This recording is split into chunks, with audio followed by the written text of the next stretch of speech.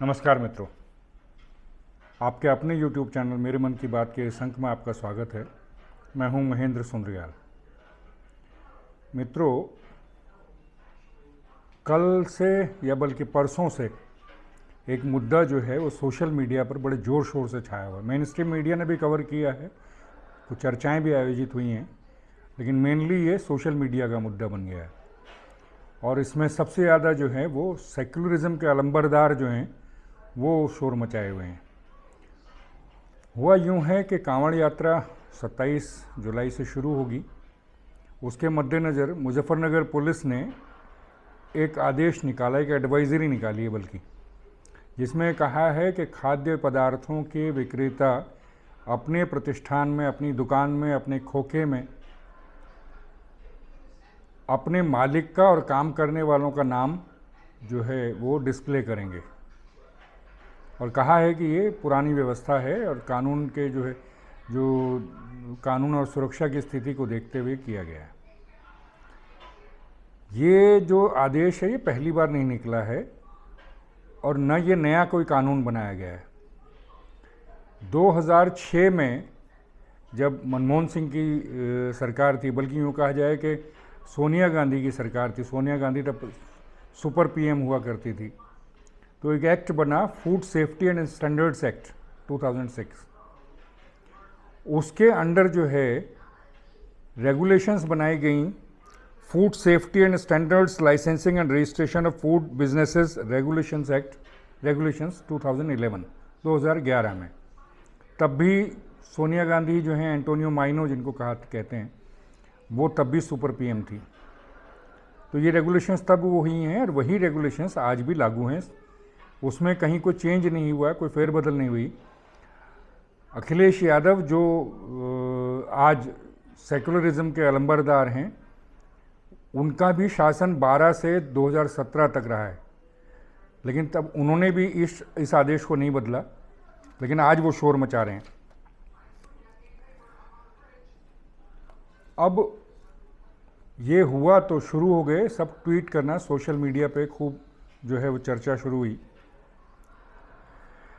कांग्रेस के प्रवक्ता पवन खेड़ा ने जो है वो इसके विरुद्ध जो है पोस्ट किया, लंबा चौड़ा एक जो है ट्वीट किया उन्होंने, जिसमें उन्होंने कहा कि इस आदेश से जो है मुस्लिमों के बहिष्कार की जो है वो फिज़ा बन रही है, उनकी आशंका उन्होंने जताई।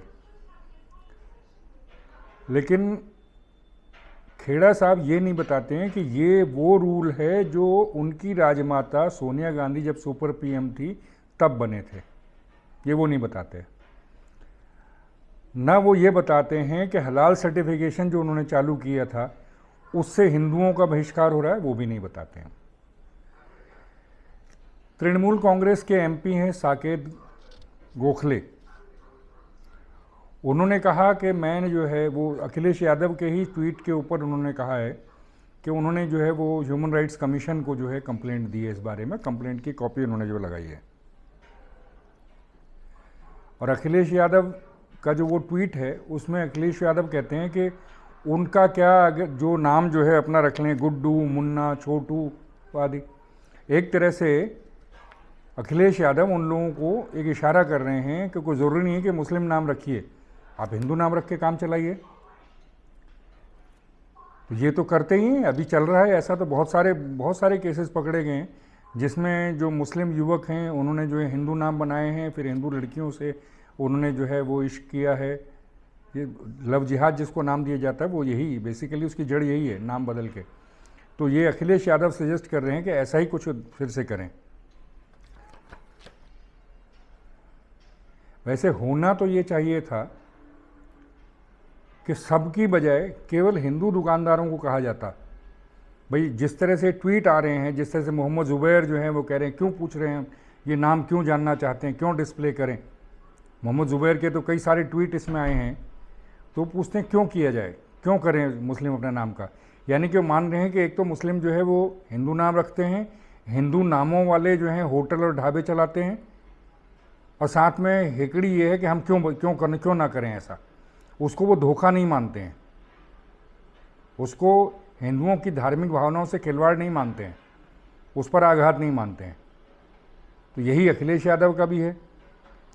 जिस तरह से ये सारे लोग शोर मचा रहे हैं, उस तरह से होना तो ये चाहिए था कि सरकार जो है केवल हिंदू दुकानदारों को जो खाद्य सामग्री बेच रहे हैं उनको वो अपना नाम बताएं, तो मुस्लिमों पर कोई ज़बरदस्ती भी नहीं होती, जिसको हालांकि अभी भी जो सरकार जो पुलिस का आदेश है वो स्वेच्छा से डिक्लेयर करने को है, लेकिन फिर भी कह रहे हैं यही काफ़ी है। तो इसलिए सिर्फ हिंदुओं को कहना चाहिए भी तुम अपना नाम जो है बता के रखो, बाकी जो नहीं बताएगा उसके बारे में क्लियर हो ही जाएगा।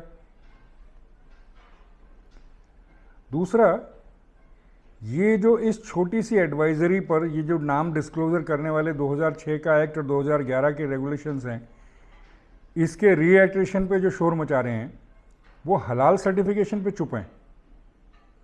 हलाल सर्टिफिकेशन जो इशू हो रहे हैं उसमें बीजेपी सरकार की भी, जो केंद्र की बीजेपी सरकार है, इसकी भी सहमति है।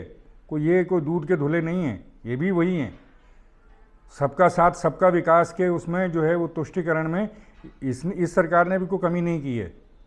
तो हलाल सर्टिफिकेशन होता है, हर कंपनी जो प्रोडक्ट बाज़ार में लाती है उसका कम से कम 60,000 रुपया जो है वो सालाना देती है हलाल सर्टिफिकेशन के लिए। और किसको देती है? जमीयत उलेमाए हिंद को। इस सर्टिफिकेशन की बदौलत 8 लाख करोड़ कम से कम, फिर से सुनिए, 8 लाख करोड़ से 10 लाख करोड़ के बीच में जमीयत उलेमाए हिंद कमाता है। और वो किस पे खर्च करता है? जो आतंकवादी के पकड़े जाते हैं उनके केसेस जो होते हैं उसको सारे कोर्ट्स में डिफेंस करने के लिए महंगे वकील रखने पे खर्च करता है, मदरसे चलाने पे रखता है। जी हाँ, वही मदरसे जहाँ आपको काफिर बताया जाता है, आप ही के पैसों से चल रहे हैं वो। इस तरह से भी पैसा आपसे वसूला जा रहा है उन मदरसों को चलाने के लिए। आपको काफिर बताया जाता है, काफिर को वाजिब कत्ल बताया जाता है, जिहाद क्या है वो बताया जाता है। आपको अगर विश्वास नहीं है तो आरिफ मोहम्मद खान साहब का वीडियो देख लीजिए, जिसमें वो क्लियर बता रहे हैं कि उनकी जो सिलेबस की बुक है, देवबंद की सिलेबस की बुक में जिहाद का क्या मतलब है, तो आप काफिर का और उसका समझ जाइएगा उससे ही। और मुझे कोई एक मुल्क का नाम बता दिए, आप जिस मुल्क में रह रही हैं वो मुल्क वो है जहां देवबंद वालों को इसकी इजाजत है।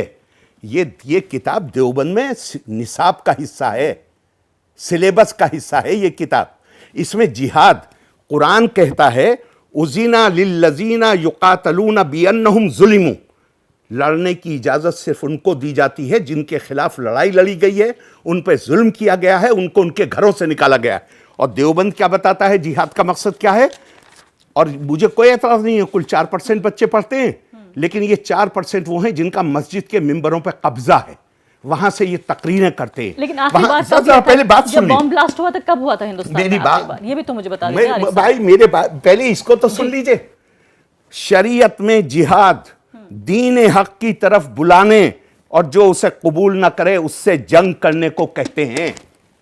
ये देवबंद में, और इस किताब को बच्चा जब आता है तो वो यूं करके आंखों पे लगाता है, चूंकि उसको कहते हैं ये अल्लाह का कानून है, ये नहीं कहते कि देवबंद वालों की राय है। मुजफ्फरनगर पुलिस का जो संशोधित जो आदेश आया है जिसमें स्वैच्छिक कर दिया गया है, उस पर बहुत लोग शोर मचा रहे हैं, लोग लगातार शोर मचा रहे हैं। लेकिन इनसे मेरा एक प्रतिप्रश्न है, भाई मुझे तो हलाल सर्टिफाइड कोई चीज़ नहीं लेनी, मुझे ज़रूरत नहीं है हलाल सर्टिफाइड की, देन वाई शुड आई पे फॉर इट? मैं उसका पैसा क्यों दूं? क्योंकि कंपनी जो प्रोडक्ट्स पे हलाल सर्टिफिकेशन लेने के लिए पैसा देती है वो मेरे से ही वसूलती है। मेरे से मतलब हम जैसे और जो कंज्यूमर्स हैं, हमको जिनको हलाल सर्टिफिकेशन की ज़रूरत नहीं है, हमसे भी पैसा वसूलती है। तो हम क्यों दें वो पैसा? कंपनियों को चाहिए कि जिसको हलाल सर्टिफाइड जो है प्रोडक्ट चाहिए, कोई भी चीज़ लेनी हो, चाहे वो लिपस्टिक है, चाहे ये सब चीज़ें आज की डेट में हलाल सर्टिफाइड होने लग गई हैं। लिपस्टिक हो गई, आपका टूथपेस्ट हो गया, आपके खिलौने हो गए, आपका आटा हो गया, आपका घी हो गया, आपकी सब चीज़ें हलाल सर्टिफाइड होने लग गई हैं, कपड़े तक हलाल सर्टिफाइड होने लगे हैं। तो इस पे जो खर्चा करते हैं वो जो जमीयत उलेमाए हिंद को पैसा देती हैं कंपनी, वो मेरे से भी वसूलती हैं, जबकि मुझे हलाल सर्टिफिकेशन नहीं चाहिए। देन वाई शुड आई पे? सबको यही करना चाहिए। और जिनको ये हलाल सर्टिफिकेशन चाहिए वो भी एक्स्ट्रा पैसा देके ले लें, 10 रुपये 20 रुपये जो भी उसकी कॉस्ट पड़ती है वो एक्स्ट्रा ले लें। हलाल, भाई आपको हलाल सर्टिफिकेशन वाली चीज़ चाहिए, ये रही 20 रुपये एक्स्ट्रा देने पड़ेंगे, 10 रुपये एक्स्ट्रा देने पड़ेंगे। आपको नहीं चाहिए 10 रुपये सस्ता पड़ेगा। ऐसा क्यों ना किया जाए? और दूसरा, ये जो सारे हिंदू हैं, जितने हिंदू दुकानदार हैं, हालांकि हिंदुओं से ज़्यादा बेशर्म और बेवकूफ़ कोई नहीं होता, ये अपने विरुद्ध आतंकवादी कार्रवाई करने के लिए वो पैसा यही देते हैं। अपने विरुद्ध जो घृणा का जहर फैलाने के लिए जो मदरसों में चलता है, मदरसे चलाने के लिए पैसे भी हिंदू ही देते हैं। लेकिन यही हिंदू इतना ग्रीडी भी है, इतना लालची भी है कि जैसे ही उसको पता लगेगा कि अगर वो हलाल सर्टिफाइड नहीं लेता चीज़ 10 रुपये कम में मिलेगी, वो यही लेगा। तो इसलिए मेरा जो है मानना ये है कि सरकार को चाहिए कि ये हलाल सर्टिफाइड के जो है, जो जिनको हलाल सर्टिफाइड चाहिए वो लें, 10 रुपये या 20 रुपये एक्स्ट्रा दें और ले लें। और जिनको नहीं चाहिए वो ऑप्ट करें, भी मुझे नहीं चाहिए तो मुझे 10 रुपये 20 रुपये कम में मिलेगी चीज़। मेरा ये मानना है। आपका क्या मानना है? आप अपनी राय दीजिएगा। इस अंक में इतना ही, फिर अगले अंक में आपसे मुलाकात होगी। नमस्कार।